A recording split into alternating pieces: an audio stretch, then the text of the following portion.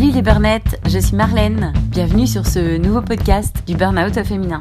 Les burnettes, si vous ne connaissez pas, c'est un collectif de femmes fondé par Anne-Sophie à Bordeaux. Ces femmes qui, après des mois de fatigue, de culpabilité, de détresse, désespoir, se sont reconstruites. Ces rencontres de femmes m'ont propulsée vers l'avant. Il y a l'après-burnout. Juste un truc avant de lancer l'épisode. Si vous ne connaissez pas cet oiseau rare qu'est la burnette, bon, j'annonce la couleur. Avec nous, c'est sans filtre. Ça peut partir, exploser dans tous les sens. Il va y avoir de l'énergie sur les ondes.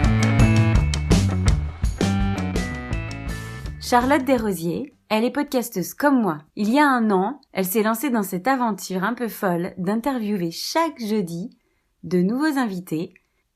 Après avoir travaillé pendant 15 ans sur des postes de directrice marketing dans des grosses startups, Charlotte se crame. Elle coche la case burnout.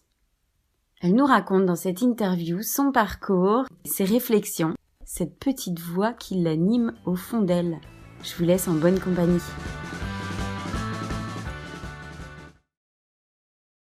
Bonjour Charlotte, je suis ravie de t'accueillir pour ce nouvel épisode de Super Burnette. Assez particulier puisque entre deux podcasteuses, on va se raconter un peu notre vécu, notre burn-out, puisque tu en as vécu un aussi il y a quelques temps. J'ai hâte que tu nous racontes tout ça. Merci beaucoup Marlène pour ton invitation, je suis ravie d'être là. Merci. Que tu es prête à plonger un peu là dans cette grande mer et revenir sur ce burn-out que tu as vécu. Ça me pose aucun souci parce que ça fait partie de mon histoire et que clairement je pense que j'en serais pas là aujourd'hui, même c'est pas je pense, c'est certain, j'en serais pas là aujourd'hui si j'avais pas eu ce burn-out. C'est un peu comme on dit un cadeau mal emballé de la vie. Et je pense que depuis que j'ai fait mon burn-out et même pendant que je le faisais, j'en ai toujours parlé de façon hyper transparente. J'ai toujours assumé le truc. Alors, pas la phase avant où tu es dans le déni, mais à partir du moment où j'ai pris conscience que voilà, je m'étais bien pris le mur, j'en ai toujours parlé parce que déjà ça correspond à mon caractère d'être un livre ouvert, et puis aussi parce que je sens et je trouve que c'est indispensable d'en parler, parce que c'est d'en parler qui permet aux autres de comprendre en fait ce qui leur arrive et comment accompagner ce moment-là qui est quand même une phase où il y a de la houle, si ce n'est une grosse tempête dans notre vie. Ouais, un tsunami. Ouais, on peut le dire, ouais. Ouais. Bon, super. Alors, du coup, go, on y va. C'est parti. Justement, tu parlais de cette période de déni. Comment ça s'est passé En fait, ça s'est fait en plusieurs étapes. Un petit élément de contexte. En fait, j'ai vécu à Marseille pendant à peu près 8 ans, un truc comme ça. À cette époque-là, je travaillais pour la boîte de mon mari et je me suis fait chasser pour un job à Paris, sachant que c'était un énorme job en mode directrice marketing monde avec des équipes sur les 4 continents et avec un challenge absolument énorme parce que c'était un service marketing qui n'envoyait pas de newsletter. Alors c'est assez basique quand je dis ça, mais ça veut dire qu'en fait c'était un champ de mine où je me suis pris des coups de couteau de face, dans le dos, sous les pieds. Enfin bref, ça a été une phase assez compliquée. Ça a été un vrai défi pour moi en fait, parce que je manageais une personne et je me suis retrouvée avec un an après être arrivée dans cette boîte avec 25 personnes dans l'équipe. Et en fait, j'ai voulu me prouver un truc à moi-même à cette époque-là, et je suis devenue une machine. Donc, je bossais le soir, le week-end, je voyais plus mes enfants, je voyais plus mes amis. Enfin, tu vois, je me rappelle souvent une de mes amies parisiennes qui me disait, mais de toute façon, on te voyait plus quand tu vivais à Marseille que depuis que tu es rentrée vivre à Paris. Truc qui te fait quand même un peu mal. D'accord. Mais bon, elle avait raison. Oui. Et en fait, pendant ce premier job de retour à Paris, mon mari m'a dit, écoute, Charlotte, t'es plus la femme que j'aime, en fait. Enfin, t'es plus drôle, t'es plus toi, en fait. Et d'accord. Ouais, le truc, tu te dis, bon, alors, j'aime mon mari. Enfin, on n'était pas encore mariés à cette époque-là, mais bon, ça faisait quand même 12 ans qu'on était ensemble. Je me suis dit, en fait, non, il faut faire quelque chose. Mon boss, en fait, c'était basé à New York. Donc, je suis allée le voir et moi, j'avais un petit problème que je pense beaucoup de femmes ont. C'est un peu la relation parent-enfant, tu vois, avec ton boss. En mode, j'ose pas dire les choses. Et en fait, j'attends que ça soit vraiment que je sois prête à partir pour dire les choses qui me bouffent. En fait.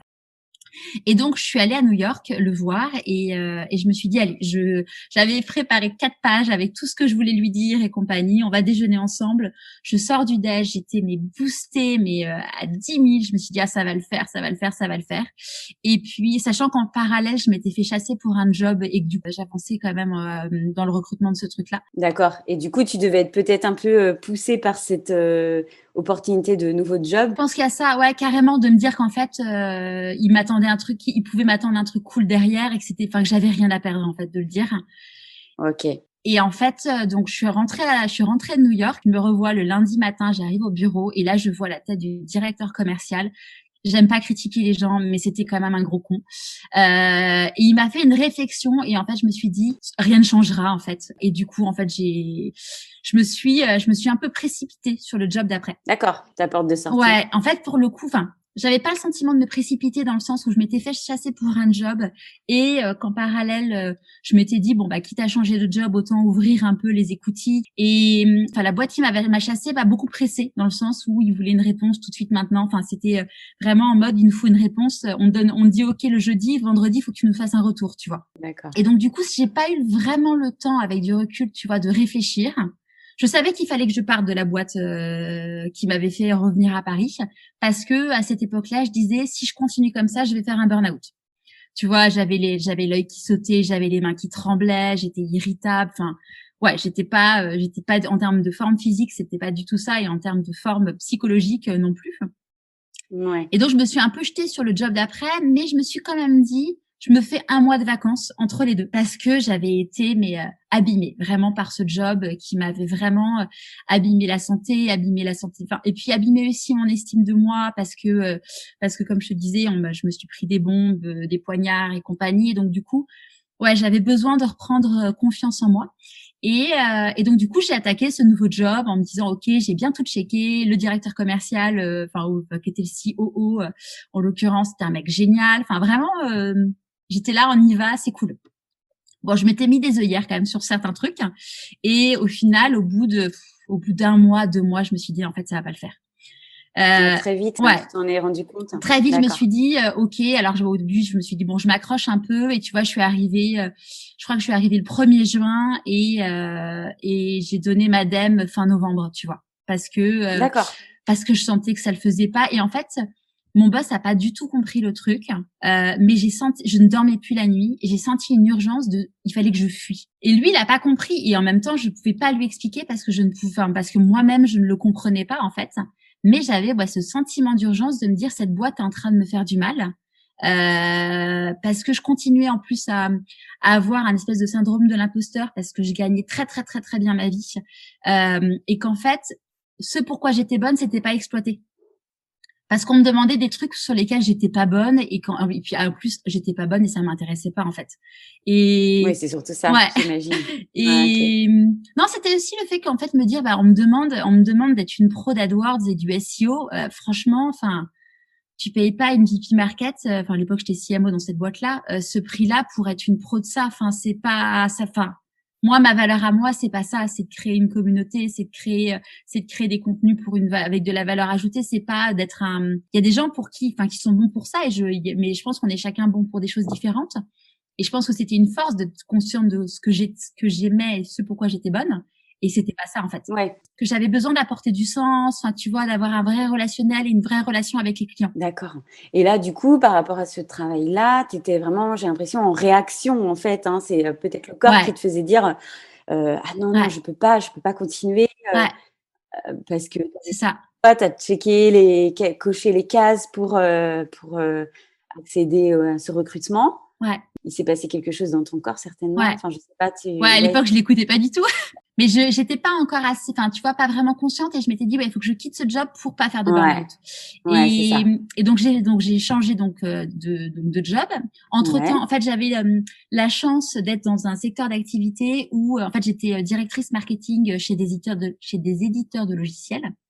D'accord. Et en fait, si tu veux, c'est une niche. On est très très peu à savoir faire ça. On est très très peu à avoir un background là-dessus. Et en plus, en toute humilité, j'étais bonne. Donc je me faisais chasser toutes les semaines, quoi. D'accord. Ouais, ce qui est super, mais d'un autre côté, dans l'histoire après, ça a été difficile parce que le chant des sirènes, parfois, il est difficile c'est difficile de lutter. Ben oui, je sais, j'imagine. En parallèle avec ce moment où j'ai senti l'urgence de devoir partir, je me suis fait chasser par une boîte où là, je me suis dit, OK, le secteur d'activité, c'est ce que je veux. Je connaissais des gens qui bossaient là-bas, et j'avais un bon fit. Enfin, là, je me suis dit, on est bon. Là, j'avais fait passer du coup un entretien de recrutement à toutes les personnes avec qui j'allais bosser, tu vois, parce que je me suis dit, ça va faire 3 boîtes en 1 an et demi. Là, je peux pas me replanter. Enfin, c'est un onboarding. Un onboarding, c'est épuisant. Enfin, j'avais pas envie. Et en fait, je suis arrivée dans cette boîte. Entre nous, j'étais déjà cramée, tu vois. Et puis bon bah là, on a recruté un VP Sales, donc qui était mon homologue, qui était un Américain où on partageait rien en fait. On partageait pas les valeurs, on partageait pas notre façon de travailler. En fait, il a été recruté après moi. Mhm. Et bon, voilà, ça c'était une boîte sous levée de fonds avec des gens bien, des gens beaucoup moins bien, comme Ah oui. partout. Mais je pense qu'en fait le fait que j'étais déjà cramée, en fait, j'ai pas voulu en fait, je voyais chaque chose comme un combat. Là où, enfin, en gros, défendre mon propre avis, mon opinion, et puis ce que j'estimais bien pour mon service, je le voyais comme un combat et en fait, j'avais plus la force de le faire. D'accord. Et donc du coup, là, pour le coup, enfin, je pense que j'ai été moins bonne que je n'ai pu l'être parce qu'en fait, j'avais plus la force et qu'en plus, j'avais des mecs en face de moi parce que en l'occurrence, c'était des mecs où ouais, et là, si tu veux, j'ai commencé en fait, j'ai commencé ce job en janvier et là, je me suis dit, c'est la dernière fois de ma vie que je fais ce métier. Enfin, c'est ma petite voix qui me parlait. Au mois de juillet, ouais, c'était au mois de juin, mon boss, en gros, évaluation trimestrielle, semestrielle, enfin bref, et je me fais défoncer, mais un truc bien, bien violent. Et je l'avais pas vu venir. Alors oui, j'étais pas satisfaite de moi surtout, tu vois, mais à ce point, me faire défoncer à ce point-là, je trouvais que c'était pas justifié. Et donc je me suis vraiment fait défoncer et je pense que c'était le week-end de la Pentecôte.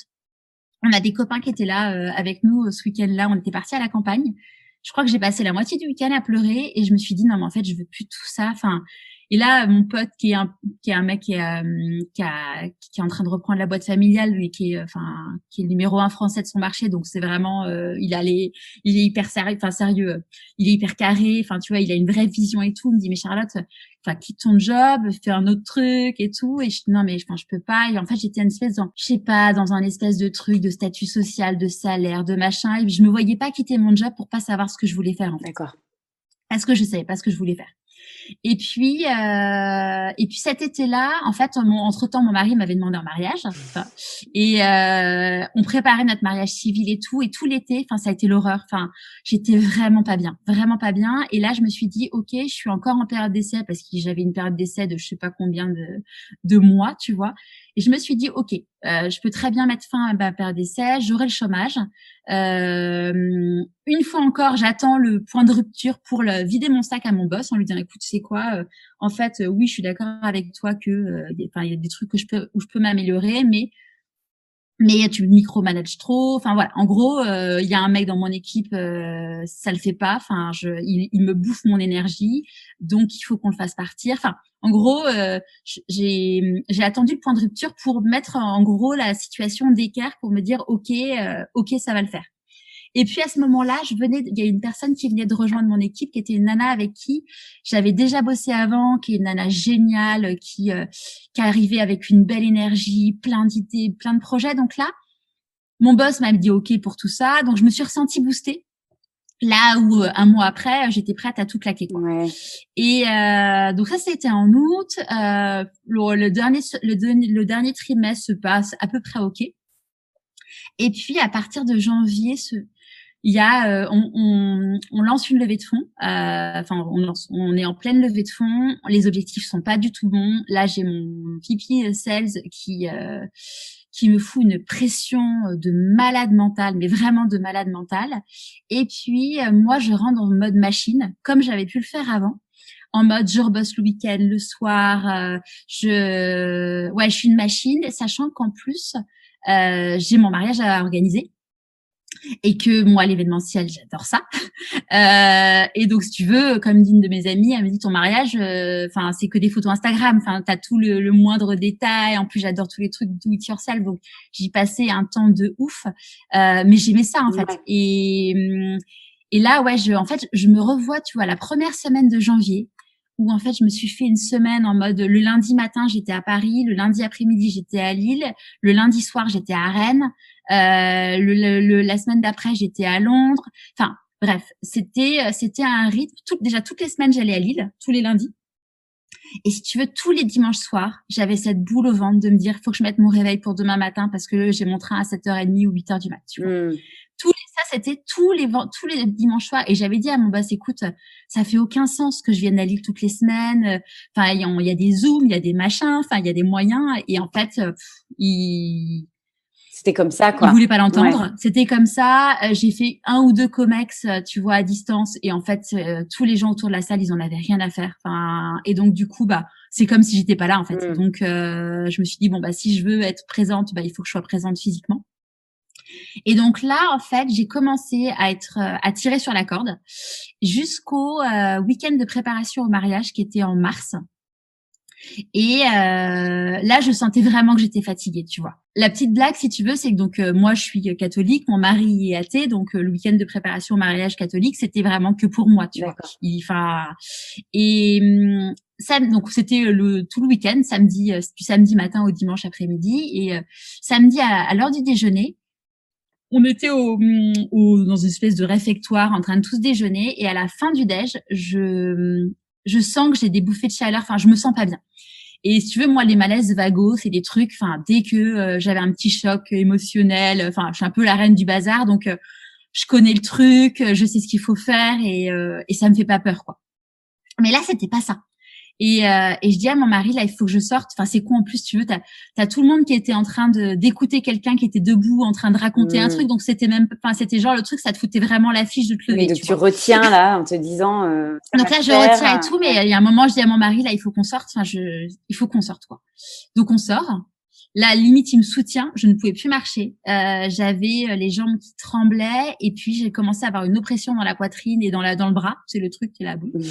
C'est pas terrible tout ça. Qu'est-ce qui m'arrive? Et un truc comme j'ai jamais eu de ma vie, tu vois. Et bon, ce qui est cool, c'est que dans l'univers catholique, t'as beaucoup de médecins.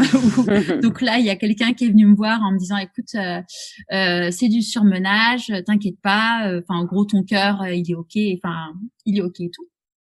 Donc là, bon bah, on prend un taxi. Mon mari me ramène en taxi alors qu'on habitait à 8 minutes à pied, tu vois. Mais j'étais incapable de revenir chez moi, quoi. Et là, je passe l'après-midi à dormir. La petite blagounette, c'est que mon mari, je lui dis, bah, est-ce que tu veux en profiter du coup pour venir dormir avec, enfin, en gros, faire la sieste parce que lui était claqué aussi. Et il m'a dit, non, j'y retourne parce que c'est hyper intéressant. Le truc, c'était toi qui l'initiais un petit peu ou qui était impulsait ça. D'accord. Bon, bah, finalement. Ouais. Du coup, j'ai bien dormi. J'y suis retournée en fin d'après-midi et tout. Et puis, bon, je me suis dit quand même le lundi matin, ça serait quand même pas mal d'aller chez le médecin, refaire un petit check, tu vois. Donc, j'envoie un petit message à mon boss dimanche soir. Je ne viendrai pas à Lille demain. J'ai fait un malaise ce week-end. Je vais chez le médecin et je te tiens au courant. Sachant qu'en tant que bonne élève, j'ai pris rendez-vous, tu vois, lundi à l'heure du déjeuner, tu vois. Je me suis dit. Bosser avant. Ouais, bah oui, quand même. Oui, attends, faut pas déconner, quoi. Mais là, t'es consciente. Enfin, tu sais, le médecin t'a dit surmenage dans le week-end là, celui que t'as vu. Mais ça t'a parlé, mais ça en je me suis dit. Ouais. Pas du tout. Non, pas du tout. Non, pas du tout. Donc là, rendez-vous chez le doc.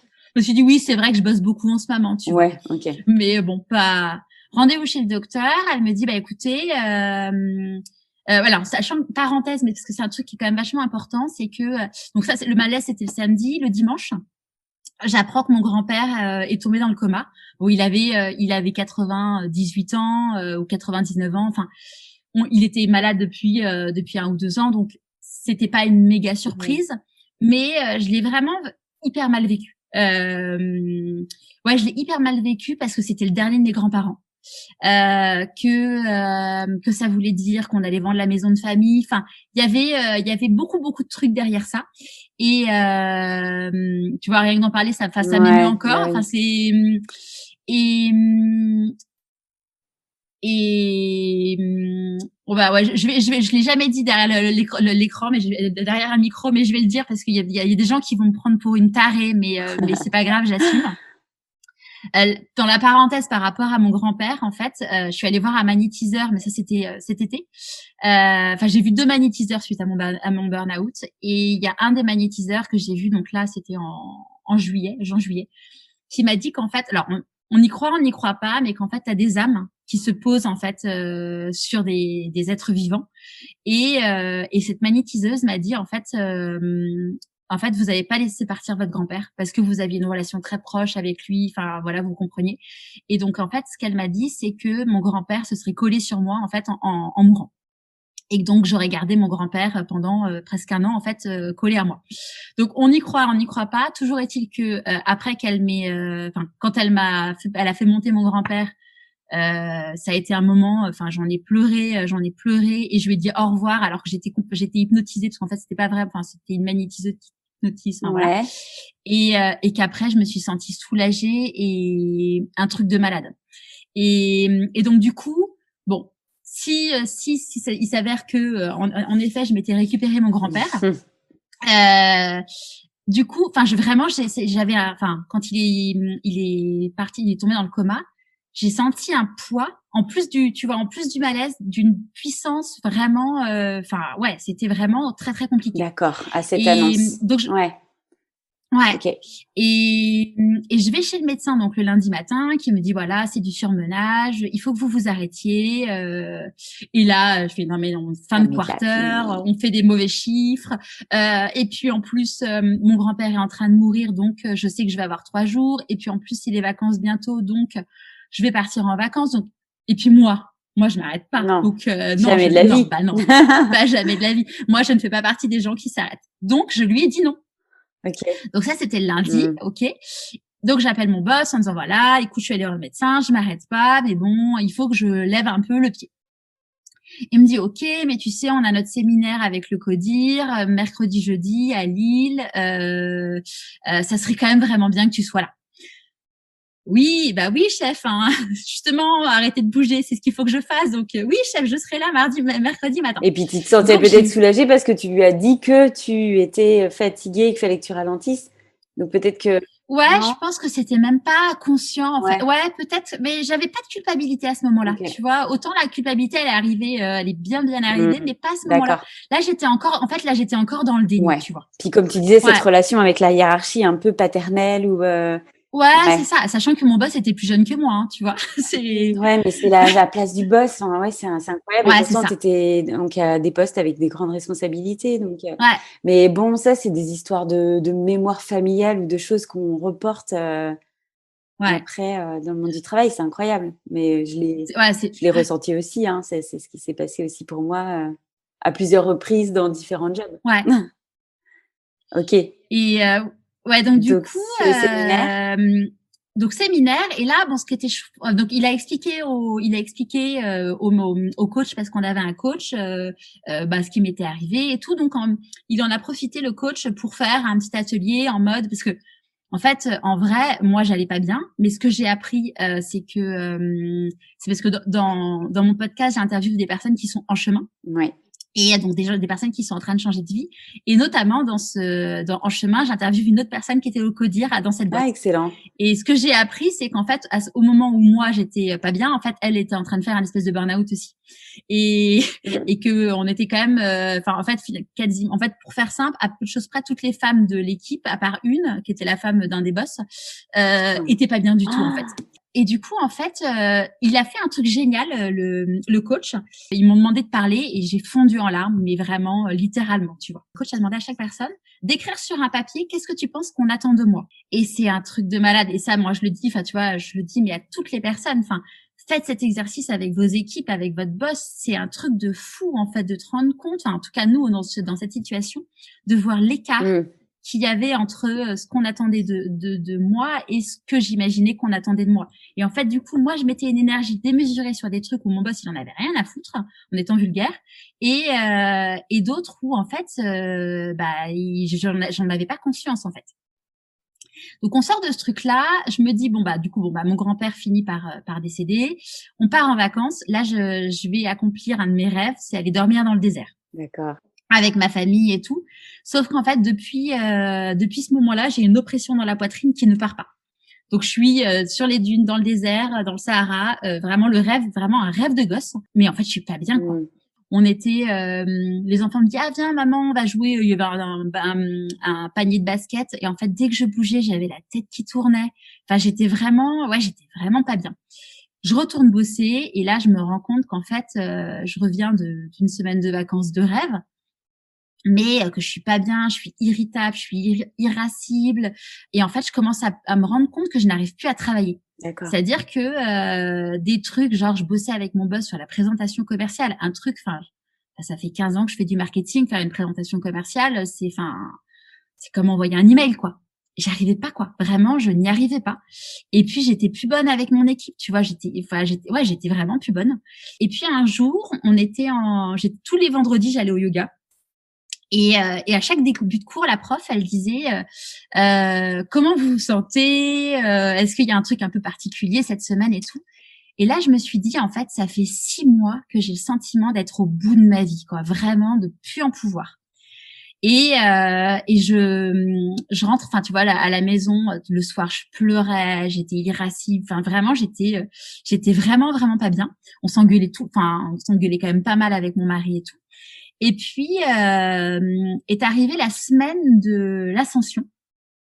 En fait, on va dîner chez des copains le mardi soir et à l'époque, si tu veux, on avait une vie, on habitait à Paris, dans le 17e arrondissement, on avait un bel appart, je gagnais très très bien ma vie, mon mari est entrepreneur, il gagnait bien sa vie. Enfin, franchement, on avait tout pour être heureux, quoi. Enfin, et on va dîner chez des copains qui habitaient en proche banlieue. Sachant que nos copains, si tu veux, je pense qu'à eux deux, ils gagnaient ce que je gagnais moi, ou enfin, tu vois, donc en termes de revenus, on était très très très loin. Mais sauf qu'en fait, ils étaient heureux en fait. Ouais, donc tu avais cette image-là, tu les voyais quoi. Ouais, je les voyais heureux et je me disais, enfin, et en fait, on est rentré le soir à la maison. Je pense qu'on a parlé avec mon mari jusqu'à 3h du matin. Et en gros, c'est la première fois où il m'a dit, enfin, en gros, même si tu bosses pas, on se démerdera toujours en fait. Même si tu gagnes pas d'argent, on se démerdera toujours. Et je pense, c'est sûr, c'est que le fait qu'ils me le disent, ça m'a levé un frein de malade. Alors on en a reparlé, donc ça date d'il y a un an et demi. On en a reparlé, il m'a expliqué que bon, ça serait quand même pas mal que je gagne de l'argent, mais bon il avait senti qu'il avait besoin de me dire ça pour le déclic. Ouais, parce qu'en fait il t'aimait plus tel que tu étais. Peut-être, enfin je suis un peu trash, mais il préférait la Charlotte d'avant certainement, qui était heureuse, clairement. Et puis là il voyait que tu perdais pied quelque part. Ouais, je perdais pied et puis accessoirement on se mariait en plus 2 mois après, tu vois. Enfin, et puis il me voyait en fait descendre et en fait le truc, tu vois, j'en ai parlé dans le podcast de Laura qui s'appelle Un cadeau mal emballé, qui est aussi sur le burn-out et en parlant avec elle, ça m'a mis les larmes aux yeux et là en reparler, ça me remet les larmes aux yeux.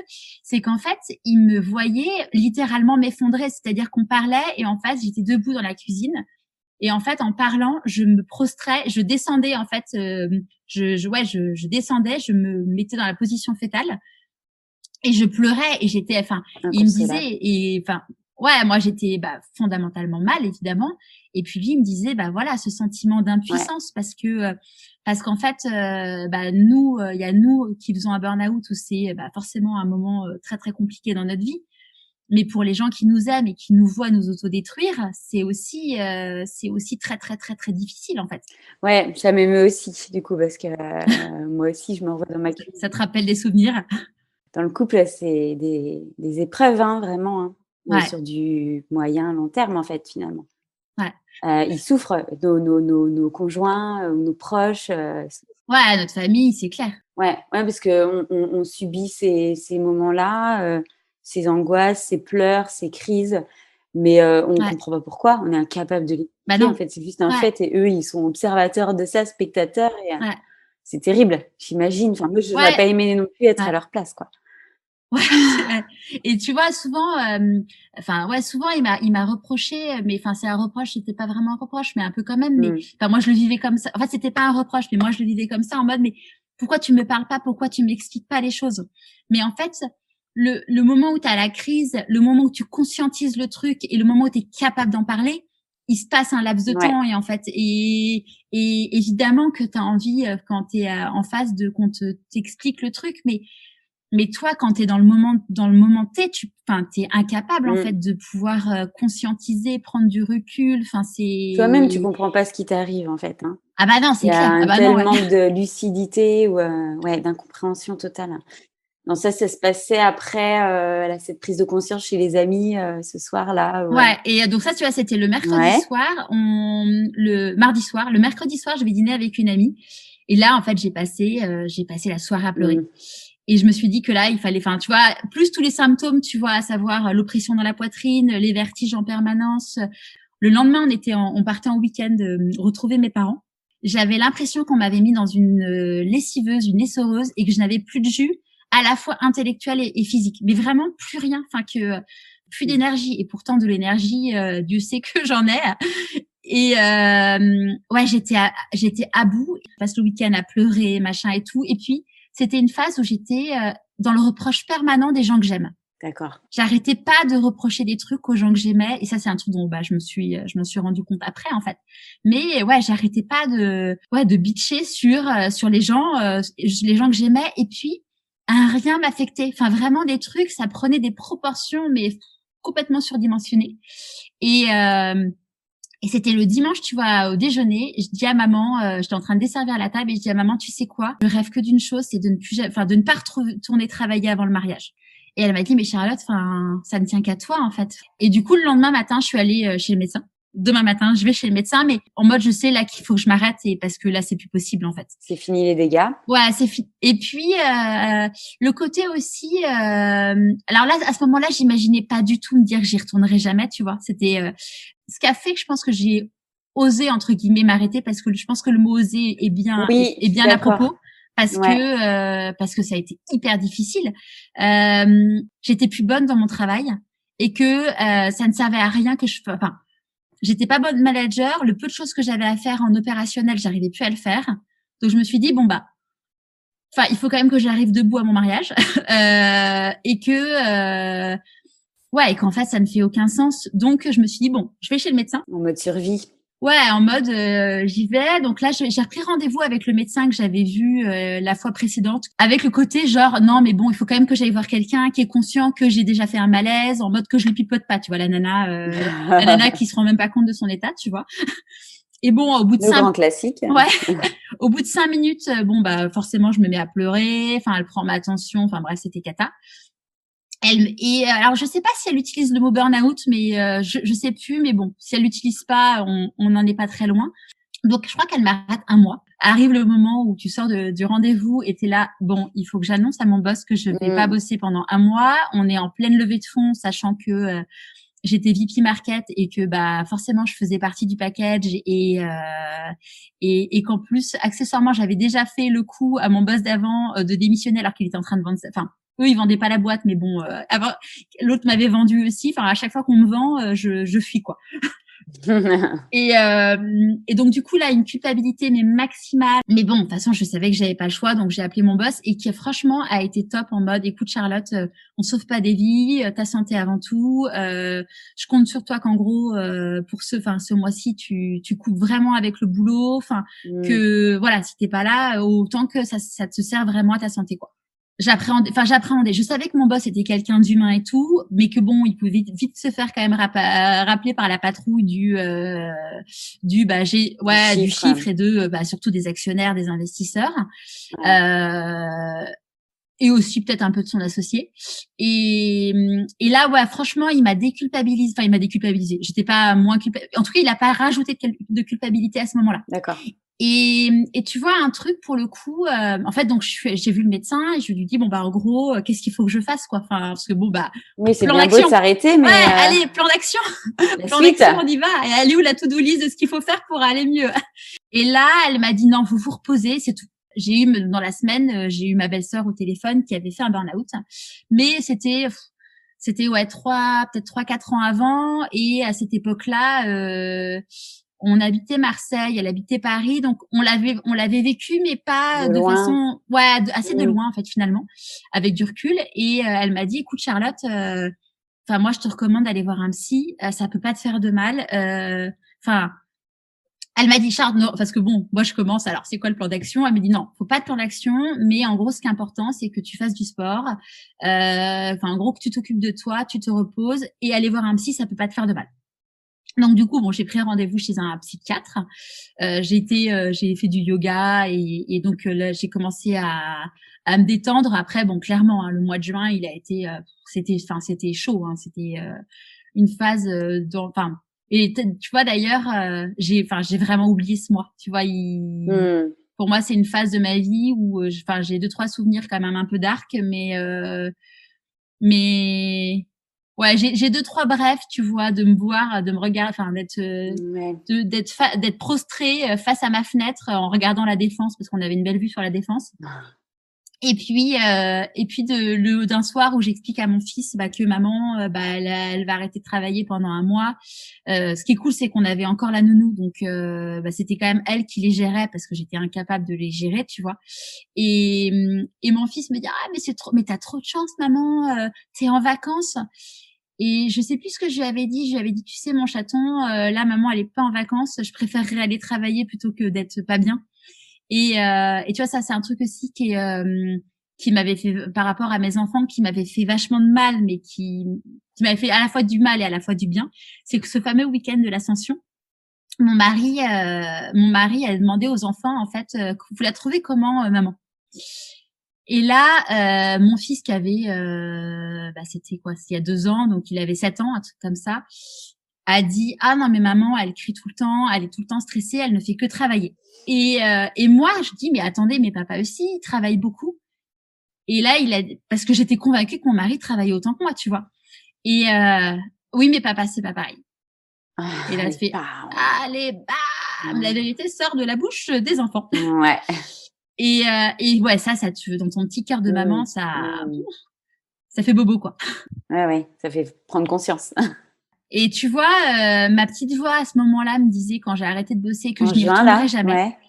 Elle me disait, au fond de mon cœur, je savais que je n'y retournerai jamais, mais j'ai mis quasiment 3 mois, si tu veux, à accepter le truc, Ouais, en tout fait. comme toi. C'est ce qui s'est passé aussi, moi, à ce moment d'arrêt de travail là, qui m'a rendu donné une espèce de culpabilité de malade qui n'est pas partie tant que j'avais pas lâché ce job-là. Mais très vite, la psychologue, au bout de 3 mois, m'avait un peu ouvert la porte du fait que, vous savez, les gens qui vivent des choses comme vous, il y a beaucoup qui retournent pas sur auprès de leur employeur. Et moi, j'étais là, ah bon? Enfin, genre, c'est possible. J'ai cette option-là. Enfin, parce que physiquement, en fait, c'était juste impossible même de remettre les pieds dans sur ce lieu, sur cette commune, passer sur la rocade et voir la sortie. Enfin, c'est un truc, ça te transperce de partout. C'est corporel, quoi. Et effectivement, et là, ça a été un peu la révélation parce que moi aussi, je pense qu'au fond de moi, si j'écoutais la petite voix, je savais que c'était un stop, mais un stop vraiment. C'est d'ailleurs ce qui nous amène à aller si loin, si loin, si loin. C'est parce que je pense qu'on connaît on sait que c'est un point de non-retour et du coup, faut l'accepter. Ouais. D'ailleurs, tu vois, ce qui est fou, c'est que cette fameuse semaine là, donc du coup, qui a été ponctuée par le dîner chez les copains et la semaine d'arrêt, le lundi, donc comme tous les lundis, je vais à Lille. Et le lundi soir, j'étais dans le hall de l'immeuble du bureau à Lille. Je me suis dit que c'est la dernière fois que je mettais les pieds ici. Tu vois, c'est marrant, ouais. C'est fou, hein. Tu te préparais. Ouais, mais j'ai senti un truc en moi me dire c'est la dernière fois que tu mets les pieds ici. Et en effet, je pense que c'est la dernière fois de ma vie où je mettrai les pieds dans cet endroit. Et tu vois, pendant longtemps, j'ai encore eu l'espèce de tracassin du dimanche soir de me dire faut que je prenne mon train, machin et tout. Et à partir de septembre, quand j'ai accepté de dire que, j'ai accepté de le dire et je l'ai dit à mon boss que je reviendrai pas. Le dimanche soir, c'était une fête et le lundi matin, c'était une fête dans mon cœur, quoi. C'était et au final, alors après, je pense que C'est pas le cas pour tous les employeurs, mais moi, je pense qu'au fond de lui, mon employeur, il était rassuré que je ne revienne pas parce qu'entre-temps, il avait fait sa levée de fonds et que il y avait apparemment plus de pression encore qu'il n'y avait avant la levée de fonds. Donc, j'aurais pas été capable de tenir cette pression-là. Et tu vois, par rapport aux arrêts maladie, s'il y a des personnes qui écoutent le podcast et qui sont en arrêt maladie parce qu'ils sont en train de faire un burn-out, j'ai un conseil à donner. Vas-y. C'est surtout si en gros, enfin tu vois, en gros on sait que quand tu fais un burn-out, un arrêt maladie, c'est 3-4 mois. Surtout ne posez pas de vacances au milieu de cet arrêt maladie parce que sinon la prévoyance après ne prend pas le relais. D'accord. Et que ça change. Ouais. Et en fait, moi j'ai, alors j'en suis toujours, bon c'est toujours un sujet compliqué qui n'est toujours pas réglé depuis un an. Mais oui, en fait, le truc, c'est qu'en fait, la prévoyance, alors ça dépend des conventions collectives, donc il faut vraiment regarder sa convention collective. Mais en tout cas, le Syntec, la prévoyance prend le relais à partir du moment où c'est 3 mois d'arrêt maladie consécutifs. Et le mot consécutif change tout, parce que sinon, tu te retrouves en fait avec un jour où ta fiche de paye ressemble à uniquement les indemnités sécu. Et quand tu as un très gros salaire, ça fait une très grosse différence que tu n'as pas imaginé du tout du jour au lendemain. Et un truc aussi, tu vois, que j'ai appris après coup et j'aurais aimé en fait le savoir, c'est que en gros, tu t'arrêtes genre, par exemple le 1er juin, t'as ton arrêt maladie. Tant que tu es encore salarié, en fait, la prévoyance peut prendre le relais. Mais même si tu n'es plus salarié, la prévoyance peut continuer à te payer et à couvrir en fait la différence.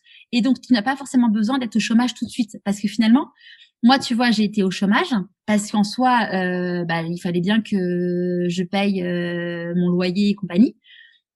Mais en fait, au moment où j'ai été au chômage, j'étais incapable de travailler. Je me rappelle encore mon rendez-vous à Pôle emploi où j'étais en pleurs. Tu vois, j'étais encore dans une phase où j'étais encore en pleine reconstruction et j'étais encore, j'étais pas capable de savoir ce que je voulais faire et de retravailler. Donc du coup, entre guillemets, j'ai perdu du temps de Pôle emploi pour que j'aurais pu avoir via la prévoyance. Mais comme voilà. Ouais, c'est hyper intéressant ce que tu nous dis. Surtout que ça fait écho avec une étude qui a été faite justement par l'Association des Burnettes, là, en septembre, où justement, je crois qu'on est sur 70% des femmes ayant vécu un burn-out qui pointent chez Pôle emploi, mais avec le lot de pleurs, d'émotions, qui, tu vois, incapables de reprendre une activité professionnelle, en fait. Et besoin de ce statut de demandeur d'emploi pour des indemnités. Donc, il y a un énorme décalage par rapport à ça. C'est un truc de... Donc, c'est super intéressant ce que tu dis. La petite minute administrative. C'est ça, mais en fait, tu vois... on s'en rend compte après. On l'anticipe pas. Et puis, on est tellement mal à ce moment-là qu'en fait, tous ces trucs-là, tout paraît une montagne, en fait. Enfin, le moindre papier administratif te paraît surdimensionné. Et si t'es pas bien conseillé, c'est la cata, quoi. Clairement. Ok. Et donc, là, mariage été 2019, c'est ça? Ouais. Hein? C'est ça. Ouais, tu es en arrêt de travail toujours? Je crois que mon arrêt de travail c'est fini jusqu'à la fin, la rupture co qui était en rupture conventionnelle, d'accord, ok, mi-octobre, ok. Tu as pu profiter de tes amis, de tes proches pour le mariage, ça va, tu as réussi à... Ouais, en fait, je pense que je me suis fait un truc en mode j'ai pas le choix. Donc clairement, j'ai profité de mon mariage. En plus, cette année-là, mon frère, j'ai un seul frère et il se mariait un mois après moi. Il fallait le faire ensemble. Ouais. L'année de fou. Oui, j'en ai profité. J'en ai profité. Mais si tu veux, l'après-mariage. Alors, on dit toujours qu'un après-mariage, c'est un peu difficile. Mais moi, l'après-mariage, il a été quand même assez difficile parce qu'en fait, j'avais pris beaucoup sur moi pour pouvoir être sûre d'être au top. Ouais, et puis il y avait le reste de ta vie, quoi. Et maintenant, j'imagine. Il y avait le et maintenant. Un énorme projet de passer et là. Après, là où c'était plutôt bien, c'est que c'était l'été, donc tu vois, on est parti en vacances, ce qui m'a permis de me changer vraiment les idées et arrêter de ressasser. Tu vois, c'est pas comme quand t'es à la fin. Genre là, j'ai eu de la chance sur le timing parce que parce qu'en gros juillet, il y a eu le mariage, après on est parti en vacances, donc ça m'a permis vraiment de pouvoir ne pas être en mode, vivre des moments.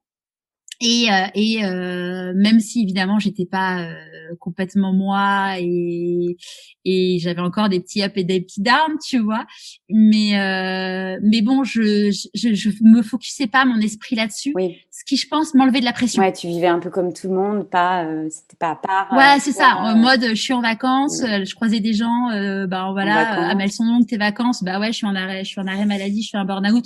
Ouais, t'as un petit coup de fatigue. Non. Là, c'est Attends, pas je ça, là. t'explique. Là, non. Accrochez-vous les gars.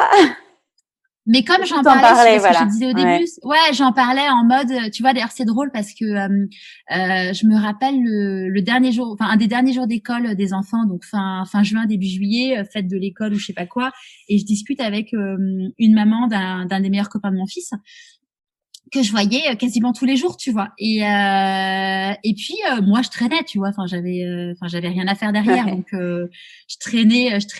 je papotais et puis je lui dis mais surtout c'est Nala qui avait vraiment un très gros poste. Je dis mais enfin tu dois pas aller bosser derrière. Elle fait bah non en fait je suis arrêtée depuis. En fait moi donc elle me dit bah non et toi et ben je dis bah non voilà je suis arrêtée depuis début juin je fais un burn-out machin. Elle me dit bah ouais moi aussi je suis arrêtée depuis janvier.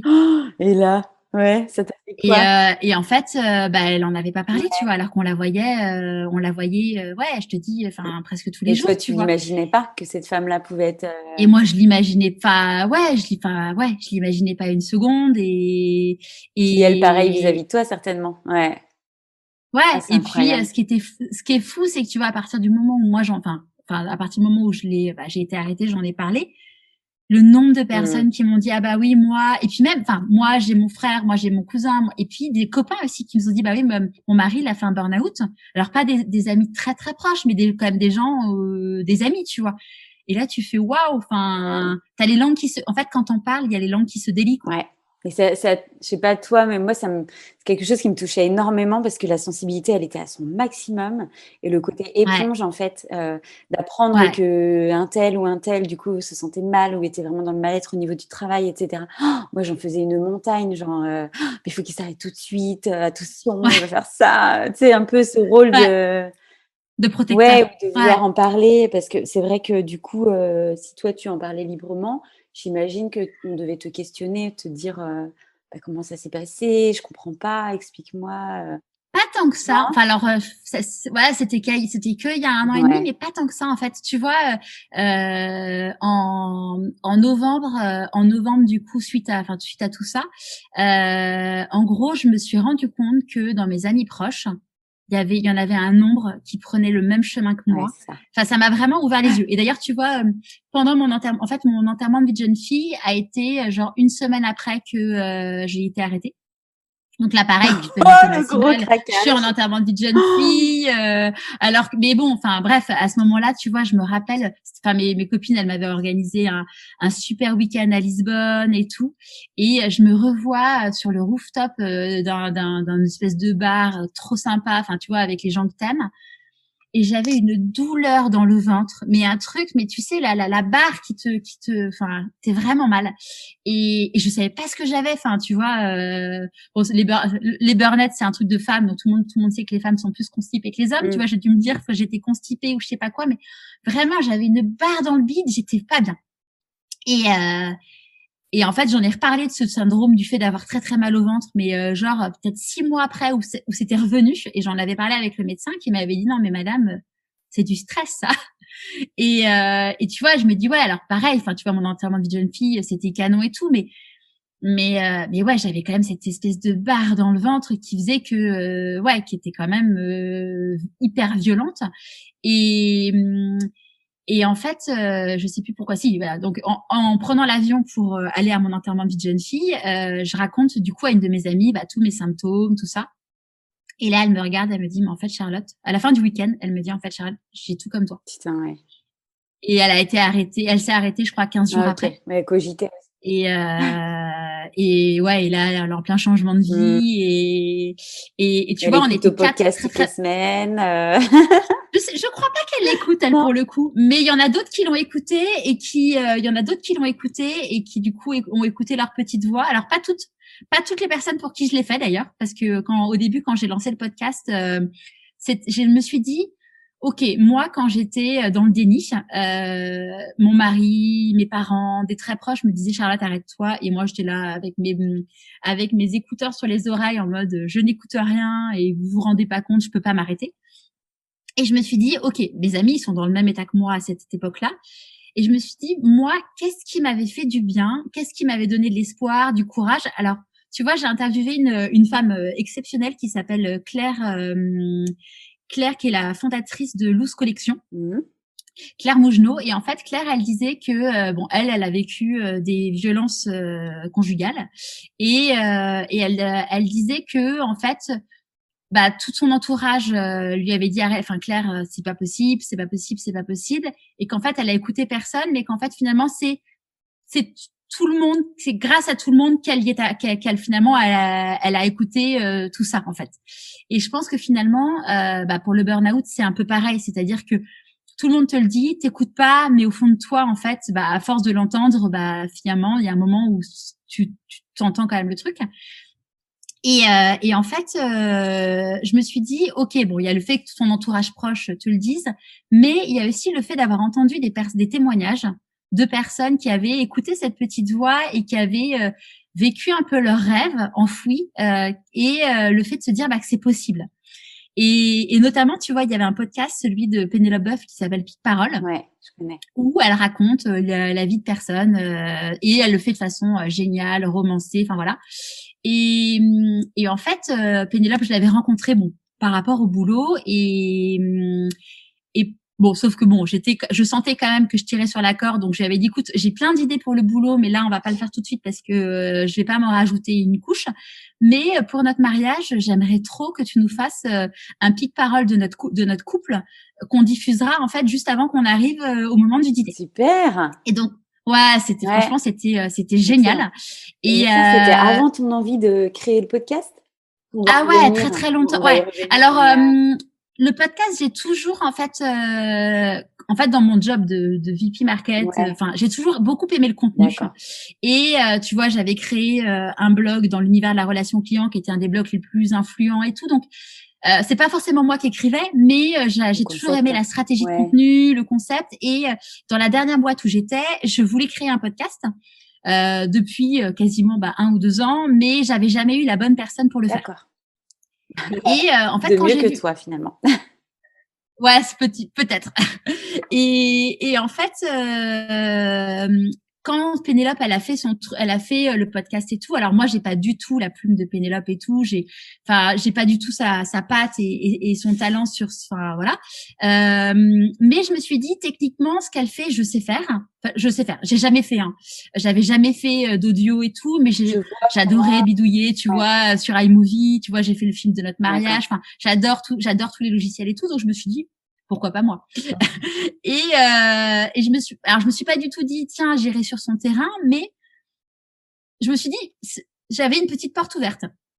Et puis à la base en fait je me suis dit pourquoi pas un soir en fait on était avec mon mari et donc là on parlait de nos amis qui allaient mal, qui prenaient le chemin pas top et tout.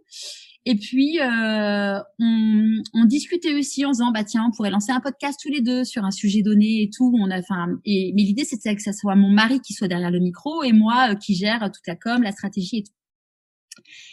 Et puis on tourne en rond un peu et puis jusqu'au moment où donc là on était tous les deux un samedi soir face à un feu de cheminée et là je lui dis en fait je sais ce que je veux faire, sachant que j'étais quand même passée par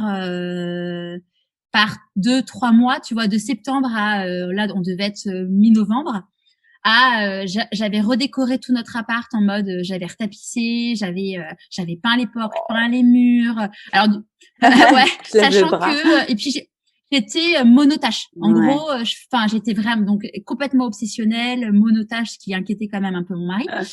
Ouais, mais avec cette créativité débordante là que tu retrouvais peut-être. Ouais, exactement. Ouais, d'accord.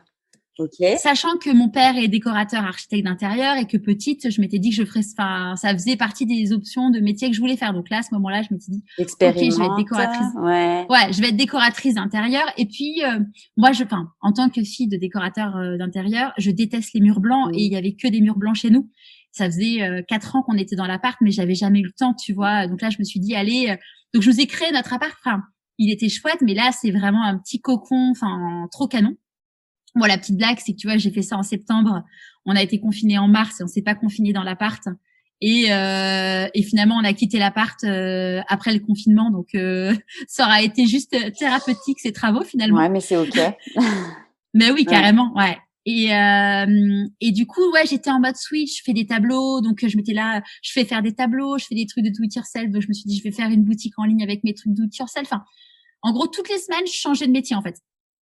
Et là, je regarde le feu de cheminée et je dis à mon mari, OK, je vais faire un podcast qui s'appelle Pourquoi pas moi et qui va permettre en fait aux gens d'écouter leur petite voix et grâce à des interviews de personnes qui l'ont écouté et qui ont réussi. Et tu vois, j'ai toujours été en mode brainstorming de noms de marques, de noms de boîtes et tout, mais là c'est sorti de mes entrailles quoi. C'est et Et donc là, je suis sortie de là en mode, j'étais le soir, je vais regarder direct s'il y a un podcast qui s'appelle comme ça. Il n'y a pas de podcast qui s'appelle comme ça, trop bien. Mais bon, j'étais quand même à une époque de ma vie où j'étais quand même pas en méga forme non plus, tu vois. J'avais d'ailleurs été voir un magnétiseur parce que je recommençais à pleurer parce que il y avait eu le rendez-vous à Pôle Emploi. Ouais. Et ce rendez-vous, si tu veux, ça m'a mis par terre parce que je me suis dit il y a une échéance. Et que c'est la première. J'avais déjà été au chômage une fois, mais je savais que je voulais retrouver un boulot. Là, si tu veux, j'avais le chant des sirènes de Charlotte. Regarde, tiens, il y a un poste pour être directrice marketing monde. Et là, tu n'auras pas 20 personnes, tu en auras 50. Et là, tu te dis bon, je sais pas comment je vais gagner ma vie. J'avais quand même. La peur financière. J'avais quand même le côté en mode, j'étais quand même manager avec une grosse équipe, donc le statut social, tu vois, la nana qui réussit. Donc, je ne sais pas ce que je vais faire de ma vie. Je ne sais pas dans 2 ans comment je vais gagner ma vie. Mine de rien, je gagnais quand même beaucoup moins d'argent suite au chômage. Et là, tu fais bon, c'est quand même vachement tentant. Mais je suis fière de moi, je me fais une petite tape. Je n'ai pas répondu au chant des sirènes et je me suis dit, j'ai pas fait tout ça pour y retourner. Enfin, ça ne fait aucun sens. Et du coup, j'ai été voir un magnétiseur qui m'a permis de me délivrer lâcher de ma tristesse parce qu'en fait, c'est marrant parce que tout à l'heure tu disais que tu vivais mal tout et en fait à ce moment-là, la coupe était pleine de tristesse et du coup, en fait, un rien m'affectait. C'est-à-dire qu'en gros, je déjeunais avec une copine qui me racontait que son boss avait trompé sa femme. Je le ressassais, ça me hantait, C'était toi qui étais la victime, quoi. Ah ouais, non, mais un truc de malade. Se mettre à la place de l'autre. Mais en fait, j'avais une empathie, mais enfin, je suis empathique, mais en fait, toute la tristesse du monde, en gros, au lieu de glisser, je me la mettais sur moi. En fait, c'était un truc, mais... Et alors, tu vois, j'en avais parlé avec la psy qui m'avait dit, mais voilà, vous avez une extrême sensibilité, je sais pas quoi, machin. Et j'en ai parlé donc le magnétiseur m'a dit, voilà, vous aviez une blessure karmique, machin. On va nettoyer tout ça. Toute la semaine avant d'avoir vu le magnétiseur, je pleurais tous les soirs, plusieurs fois par jour. Je suis sortie de ce truc, je n'ai pas pleuré pendant 3 ou 4 mois. Génial. Comme truc, quoi, hein. Franchement, de fou. Quelque chose qui se passe avec. Vraiment, tu vois, on y croit, on n'y croit pas, mais moi, j'étais à un point où j'étais tellement mal que je me suis dit, franchement, j'ai rien à perdre. Quoi. Enfin, à part 60 €, mais bon, 60 € quand t'es tellement mal, t'es prêt à donner le double s'il faut. Enfin. Et en fait, j'avais entre guillemets la chance, mais bon, j'en parle souvent dans le podcast, la chance, ça se provoque aussi, d'avoir un copain en fait qui est podcasteur et qui cartonne et qui avait ses enfants à l'école des enfants et du coup un matin je me suis dit allez Charlotte, tu prends ton courage à deux mains, tu vas lui demander en gros d'aller prendre un petit déj comme on avait déjà fait à l'époque, tu vois, pour lui demander des conseils pour se lancer sur le podcast. Trop sympa, il me dit oui, mais si tu veux, je suis arrivée à ce rendez-vous alors que j'allais boire un café avec un copain, tu vois, en mode, je l'avais préparé comme si j'avais un entretien d'embauche. Excellent. Et d'ailleurs, c'est marrant parce que tu dis ça parce que J'en parlais avec mon invité de la semaine prochaine, enfin que j'ai interviewé la semaine dernière, mais qui sera diffusé la semaine prochaine. Ouais. En fait, ce qu'on dit, c'est qu'en fait, dans chaque peur se cache quelque chose. Un grand désir.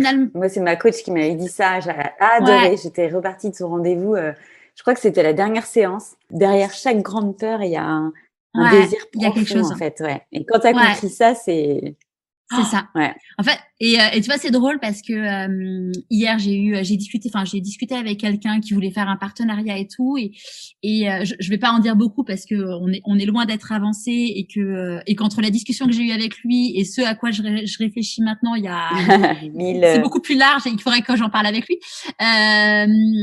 Mais donc en fait on en a parlé. Enfin, j'ai raconté le truc à mon mari hier soir et il m'a dit enfin, ça fait longtemps que je t'ai pas vu te projeter, machin, comme ça et tout.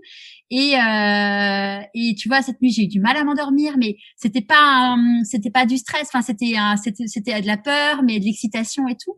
Et je me suis dit, je pensais à ça cette nuit en me disant, mais en fait, quand t'as des gens au téléphone qui te proposent des trucs, parfois ça glisse. Et parfois, en effet, ça te fait peur, mais ouais, mais en effet, c'est parce qu'il y a des belles choses potentiellement derrière. En fait. Faut vraiment être à l'écoute de tout ça. Ouais, c'est ça. Et en fait, donc mon pote me dit, écoute, si tu veux, moi j'ai tout le matos, viens enregistrer à mon bureau, tu fais tes 2-3 premières interviews, et puis voilà, sachant que à ce moment-là, j'étais vraiment, comme je venais d'avoir mon rendez-vous à Pôle Emploi, l'argent était vraiment une grosse source de stress, alors qu'en soi, en toute objectivité, voilà, j'ai quand même un bon chômage, mais bon, mon chômage, ça payait notre loyer, tu vois, et que voilà, c'était quand même passé d'un train de vie à l'autre, et que même si mon mari pouvait assumer, c'était quand même un truc pour moi qui était compliqué à gérer psychologiquement. Ouais, je comprends. Puis ça faisait partie des grandes étapes, en fait. Puis ouais, ce côté sécurité là qui nous trotte, qui nous prend là, qui nous bouffe la peau. C'était pile poil, il y a un peu plus d'un an, parce que là, c'était 1 an et 1 mois, un truc comme ça. Et en fait, quand j'ai lancé le podcast, je me suis même pas rendu compte de ce que je faisais. C'est-à-dire qu'en gros, je l'ai lancé en mode, j'ai été bien consciente qu'il y avait un côté thérapeutique de rencontrer tous ces gens-là. Et il y avait évidemment le côté aussi, c'était vraiment le côté j'ai envie d'aider mes amis à écouter leur petite voix. Et vraiment, tu vois, jamais de la vie j'aurais imaginé que 4 mois après le podcast, il y a des gens qui m'envoient des mails en me disant en gros, j'ai écouté ma petite voix grâce à toi, merci quoi. Et là en ce moment, si tu veux, ça, il y en a eu quelques-uns au bout de 4 mois, mais au bout de 9-10 mois, c'est plusieurs par semaine. Ouais. C'est un truc, c'est extraordinaire. Et en fait, tu vois, si je regarde toute cette année, je me suis clairement, en fait, reconstruite. J'ai eu une coach qui m'a évidemment fait beaucoup de bien. Mais je me suis, en fait, construite, via, en fait, toutes ces personnes. Et tu vois, mon plus grand enseignement, alors il y a tous les conseils que donnent, toutes les histoires de vie que racontent mes interviews V, mais la plus belle chose que j'ai retenue en fait, et ce qui finalement, c'est ce que j'ai fait cette dernière année, c'est qu'en fait j'ai appris à savoir qui j'étais, j'ai appris à m'aimer. Et en le disant, ça m'émeut parce qu'en fait, pareil dans cette fameuse séance, ça s'appelle du Theta Healing, ce que j'ai fait. Il y a eu un moment où en fait, si tu veux, donc t'es hypnotisé, mais donc conscient quand même de ce qui se passe. Et elle m'a dit, en fait, elle te fait répéter des choses. Et elle m'a dit, Charlotte, j'aimerais que vous disiez, Charlotte, je t'aime. Donc là, moi, je suis mignonne, je dis, je répète, Charlotte, je t'aime. Mais ça sonnait creux. En fait, si tu veux, j'avais l'impression tu vois, on se connaît pas trop. C'est comme si je te dis, Marlène, je t'aime, mais comme je t'aime comme je dirais à mon enfant ou à mon mari, tu vois. Ouais. Et enfin, je t'apprécie, mais oui, mais je vais pas dire que voilà, on n'en est pas là. Mais ça sonnait faux en fait. Ça, c'était, j'avais l'impression de dire, c'est ça, dire je t'aime à une personne que je ne connais pas ou enfin. Et en fait, ça a été une vraie secousse en fait. Et tu vois, ça c'était en juin, juillet, début juillet. C'était le jour de notre déménagement, Et en fait, ça m'a fait prendre conscience que je ne m'aimais pas, que je ne m'aimais pas, que je ne savais pas qui j'étais, même si j'avais fait quand même un gros cheminement. Et en fait, toutes mes interviews m'ont fait comprendre un autre truc aussi, c'est que en fait, si tu ne sais pas qui tu es, si tu ne t'aimes pas, déjà tu ne peux pas te respecter, et tu peux pas. Donc, si tu ne te respectes pas, tu ne respectes pas qui tu es, ta personne, ton corps, et donc bah forcément, hein, ça amène typiquement au burn-out et à d'autres situations très compliquées. Il fallait que j'arrête d'attendre que les autres, de la reconnaissance des autres, parce qu'en fait, chercher la reconnaissance des autres, c'est pas sain, parce qu'en fait, tu pourras toujours être déçu et toujours en attente, et qu'en fait, le plus important, c'est, si toi t'es fier de toi et si toi si t'es fier de toi et tu t'auto-congratules et en fait, t'arrives t'as pas besoin d'aller chercher chez les autres. Alors évidemment que les signes de reconnaissance extérieure vont faire du bien, mais ils seront pas vitaux, en fait, comme c'était, en tout cas pour moi, le cas avant. Ouais.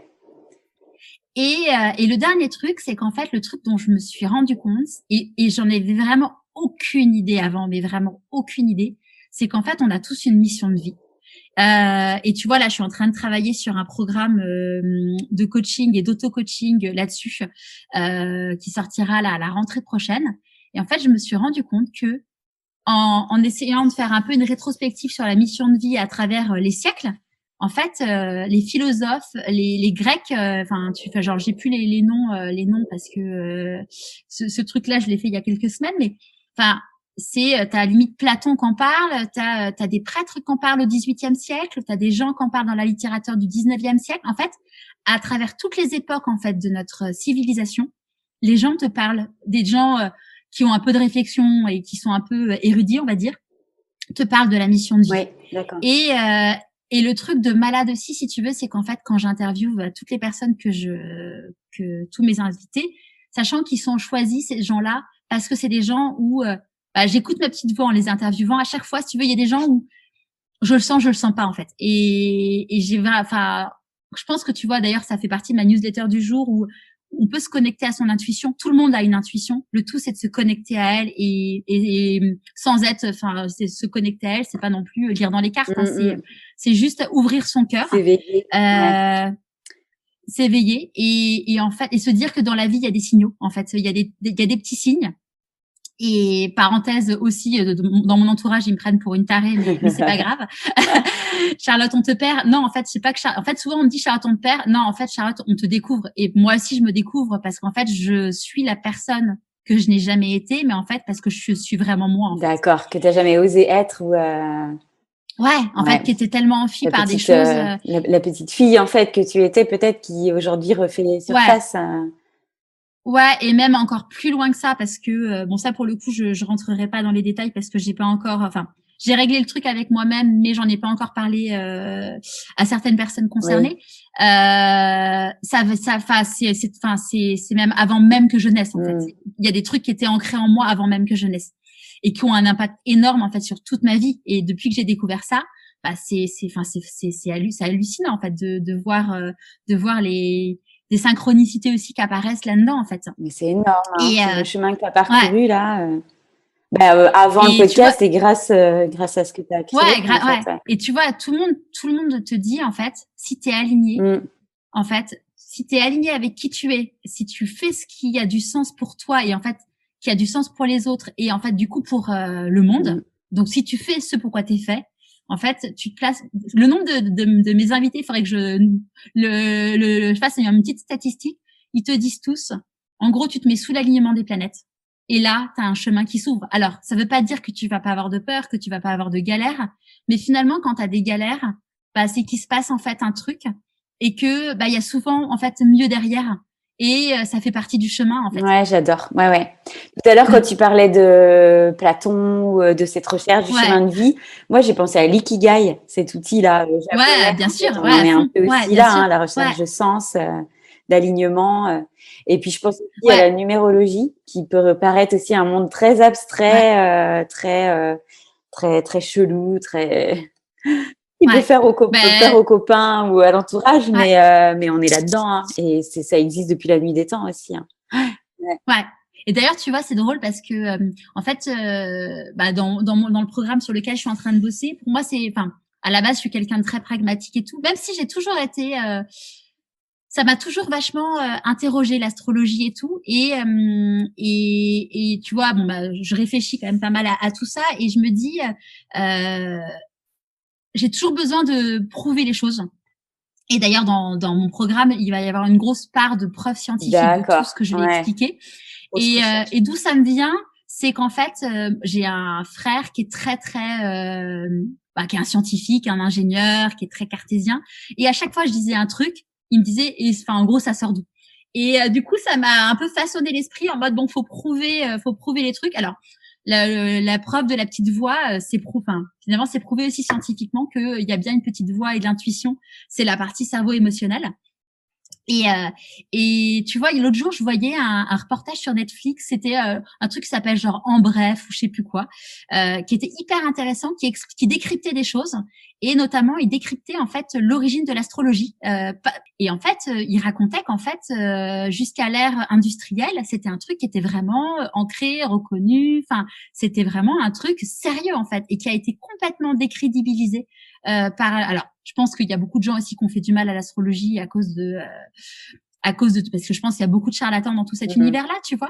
Mais fondamentalement, tu vois, moi je me rappelle une copine un jour, on était en vacances, il y avait un ciel étoilé et elle nous racontait qu'elle avait fait je sais plus comment ça s'appelle, une carte de tes astres ou je sais plus le nom exact de ce truc-là. Et c'était fascinant le truc, de se dire que par rapport à où t'es né, quand est-ce que t'es né, de voir tout ça. Moi ça m'a toujours fascinée et je crois beaucoup en fait et de plus en plus tu vois tout ça. Ouais, mais super. Bah, t'as réveillé quelque chose là et on sent que ça te passionne.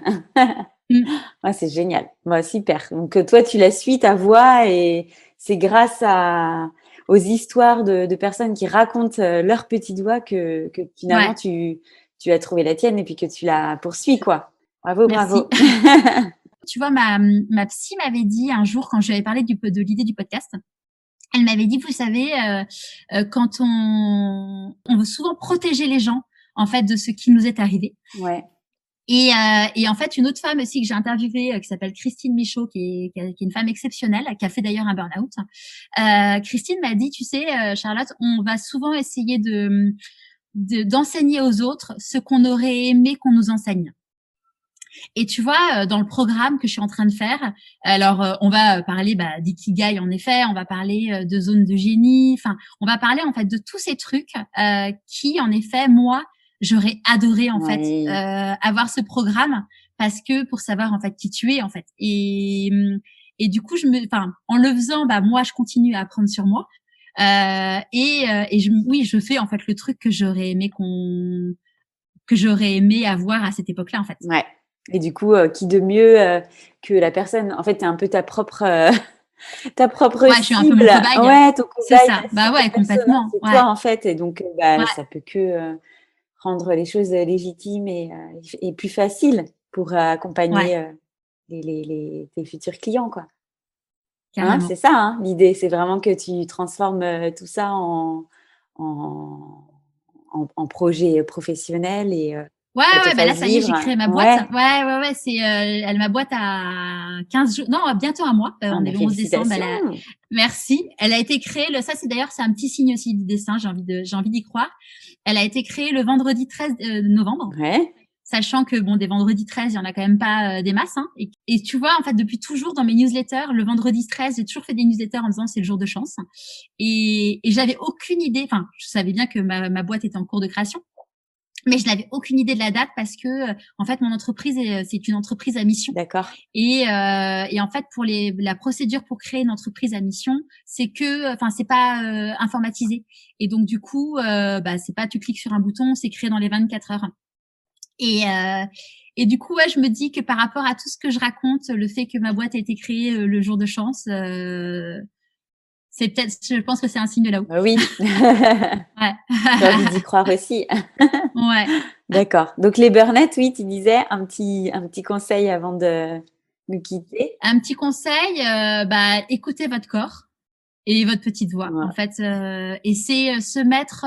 Je pense que le conseil, c'est avant tout de savoir qui vous êtes et je crois assez fondamentalement que en fait alors, est-ce qu'on peut guérir du burn-out? C'est un grand débat.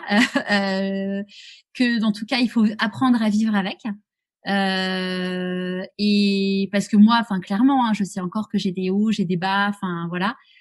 Mais j'apprends à vivre avec. Et le fait de savoir, en fait, que je suis sur mon chemin de vie et que je suis au bon endroit et que je suis alignée avec moi-même, ça permet, en fait, de faire des choix qui sont bons pour moi. Et tu vois, un jour, ma coach m'avait dit, Charlotte, j'avais un rendez-vous pour un c'était pas un job, c'était en mode mission marketing. Et elle m'a dit, Charlotte, écoute ton corps. J'ai écouté mon corps.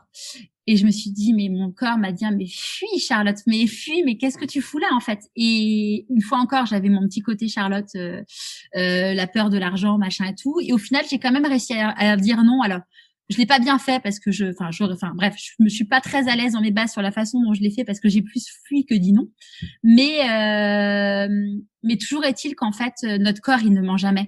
Et savoir l'écouter, je pense que c'est écouter son corps, écouter sa petite voix, c'est un beau cadeau qu'on se fait à soi-même, en fait. Merci. Et aux autres, en fait. Complètement. Et je rajouterais, écoutez, les épisodes de Pourquoi pas moi de Charlotte Desrosiers. Merci beaucoup, Marlène. Merci. Et puis bonne chance, du coup, parce que le mot chance te colle à la peau. Merci. Plein de bonnes choses pour toi. Merci, et puis bravo pour ce que vous faites, parce que je pense que le monde en a besoin. Merci.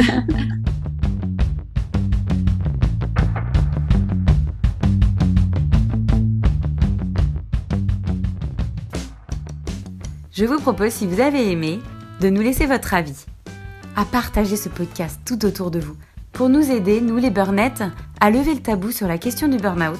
C'est de cette manière-là que nous ferons changer les choses. Pour en savoir davantage sur l'action et les événements de l'association Help Burn, connaître la communauté des burnettes, rendez-vous sur les réseaux.